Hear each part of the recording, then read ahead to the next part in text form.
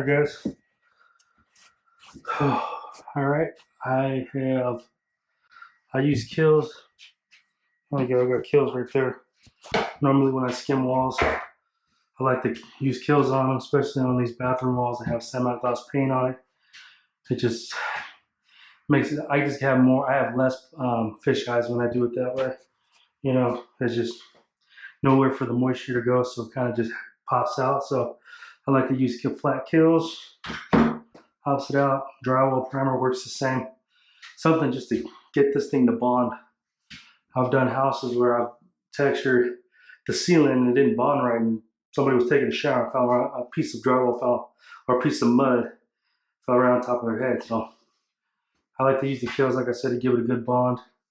You can see the texture is old school, you know, old school knockdown, spray knockdown.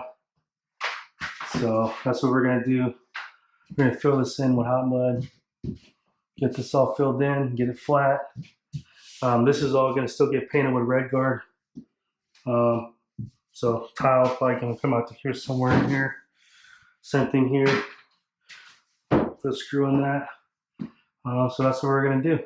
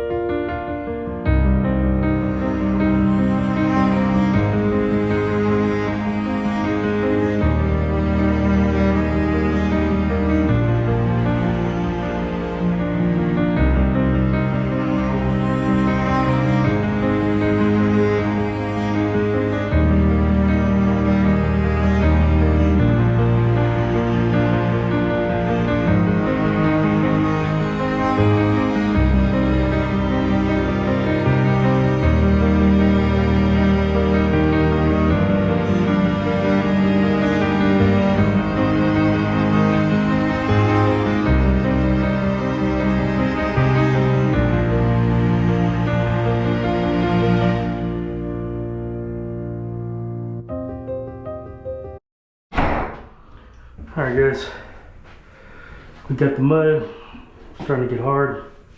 Get this stuff all nice and hard. Like I said, we're still going to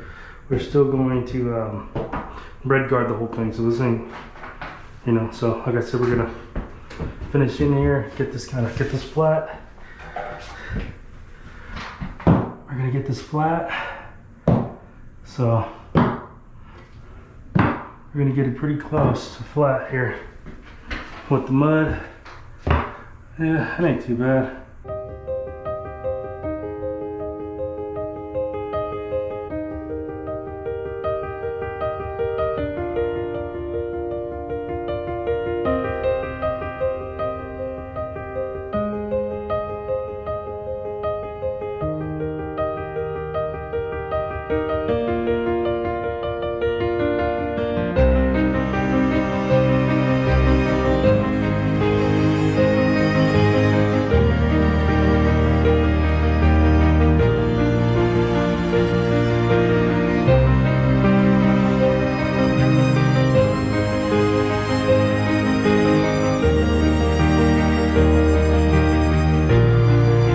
You can tell I don't put my finger on the blade, because when you do that, you kind of hollow out the center. I always keep my finger back here to keep the knife as flat as I can, and then I use my finger only when I'm cutting. My finger never on the blade. Keep my finger clean too.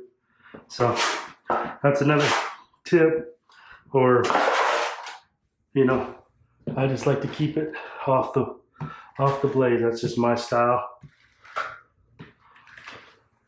You know, in case your finger gets tired, you can always start using your wrist. So there's a couple of tricks there. If you're looking at how I do these things, you know, when you start getting the 12-hour days, 14-hour days, you know what I'm talking about. Your finger's gone and you start using your wrist. You'll be so tired, you start just using this. You know, you won't even use your finger anymore. So that's just a tip there. You guys are getting into it.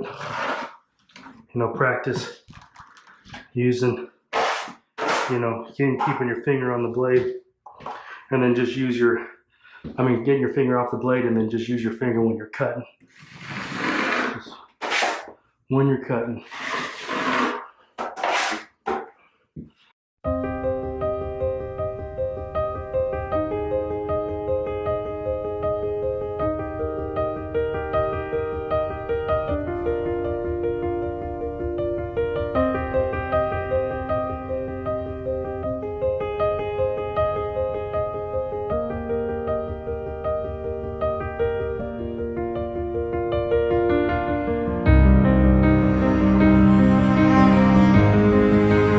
You keep your hands clean. Always keep your pan clean, because you'll notice when you start working, if you don't keep your pan clean, you start touching yourself. That's how you get dirty.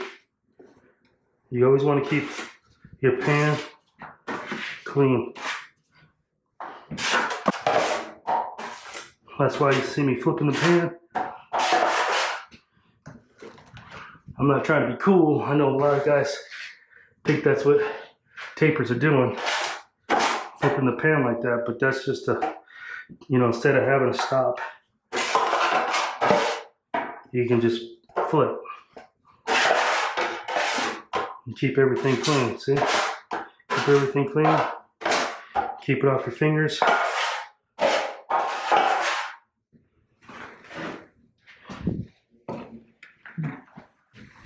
Try to make it flat, But yeah, try to keep it clean. When you grab your pan, you always want to wipe your front and wipe your ass.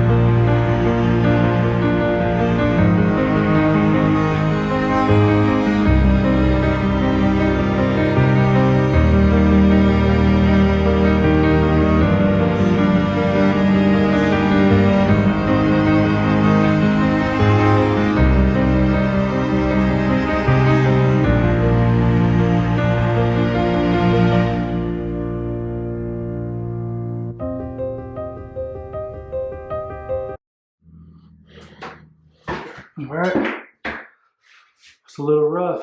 That's first coat. We'll see what it looks like when I put the second coat on.